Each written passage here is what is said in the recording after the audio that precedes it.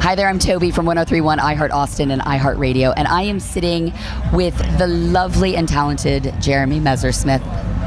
Hi, thank you. How are you? I'm good, how are you? I have been looking forward to seeing you this whole week because I haven't seen you since 2010. We sat in a wine cellar at Moonshine.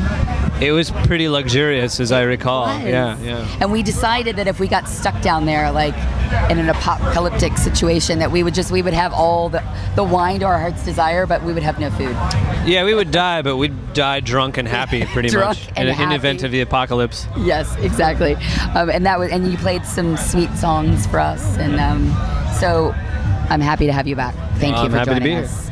The album is called Heart Murmur, and is it Murmurs or Murmur? It's Heart Murmurs. Yeah. Murmurs. Yeah. I always say that. Like sometimes I say murmurs and sometimes I say murmur, but I need to pluralize it. I guess so. I mean, really, yeah, it's fine. However you want to say it. Heart Murmurs. Cool. Just say it and get it. Okay,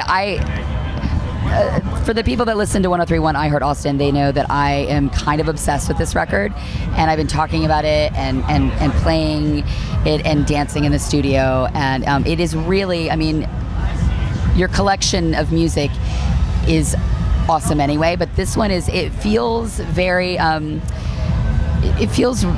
rich and very emotional.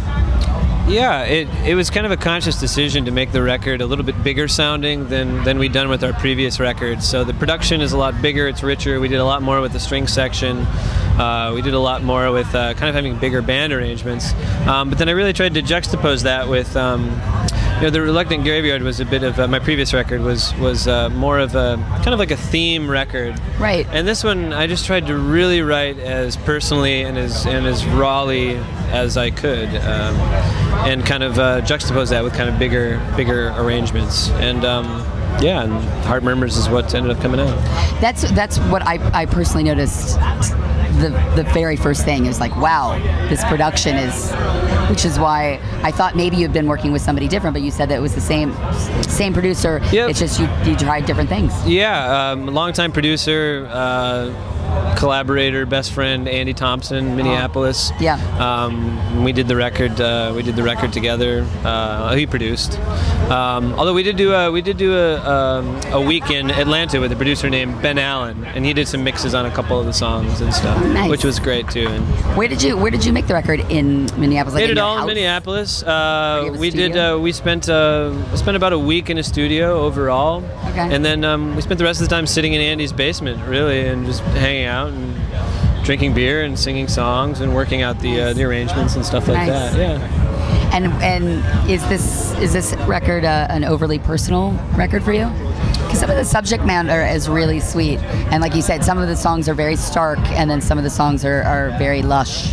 Yeah, I think everything really came from something kind of personal. I mean, and I write story songs a lot of the time, so sometimes they happen that way, sometimes they don't. But the seed, the thing that makes me want to write a song, is always relates to something personal for me. It's really hard for me to sing a song 300 times if it's not personal. It just gets kind of old. You get bored of those songs quickly, I find. Yeah, the song about the one night stand. The little one night stand. I think it's kind of like the Pina Colada song, but modern day.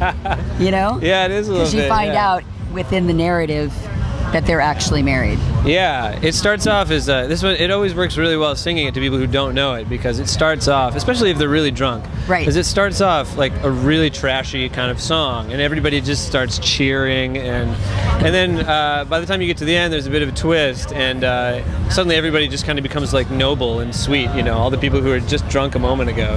Yeah. So it's always very fun. But I think that just comes from anyone who's been in a relationship long enough. You kind of start wondering what else is out there, and it seemed like kind of a good way to kind of address that. You got to mix it up sometimes. Yeah. Make it a little interesting. Yeah. Do you have a favorite song on the record?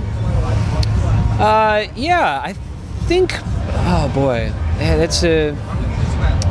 I think it's probably I'm gonna give you two because Okay. I can't pick, but I really like "You'll Only Break His Heart."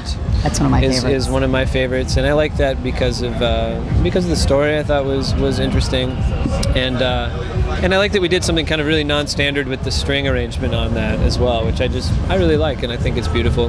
The other one is probably "Ghost," which is kind of like the first single. And I like that one because it started off really as a small song, and it really benefited a lot from my bandmates and contributing to the way the track ended up sounding. So that ended up surprising me a lot, and being surprised is really good when you're making a record. So Yeah, I kind of like that song as well. I like Heidi a lot too. Oh yeah, me too. I was told that girls really like that song. So somebody at Glassnote told me, "Oh, well, you're a girl. That's why you like it." And I was you're a girl. like, Oh, wow, okay. Yeah, boys don't like that song. Boys don't like that song. Oh, No, that has a sweet narrative as well, I think. Oh, yeah. I mean, the whole record is great, start to finish. It's already on my best of list for 2014. Oh, thank and you. we're only in March, so. Well, I guess it has a lot of time to get bumped off. It's not going to get. That's what I'm saying. It's like solidified on the list. It's not getting bumped. Thank you for making such a beautiful record. And if you don't have it in your collection, please do yourself a favor. It will enrich your life. Heart Murmurs, Jeremy Messersmith, Glassnote Records. This is the first time you've worked with a record label on first time on this. Yeah. Glassnote, good people at Glassnote. Yeah, they seem great. Yeah. I like hanging out with them. They're good people to have a beer with. Yeah. Which is kind of my criteria for business partners, really. Nice. If you can have a beer, you can work with me. Yeah, pretty much. Okay, I like that. Yeah. It's 103.1 iHeartAustin and South by Southwest. Can't think of a better way to wrap it up than with Jeremy Messersmith, so thanks for stopping by. Thank you for having me.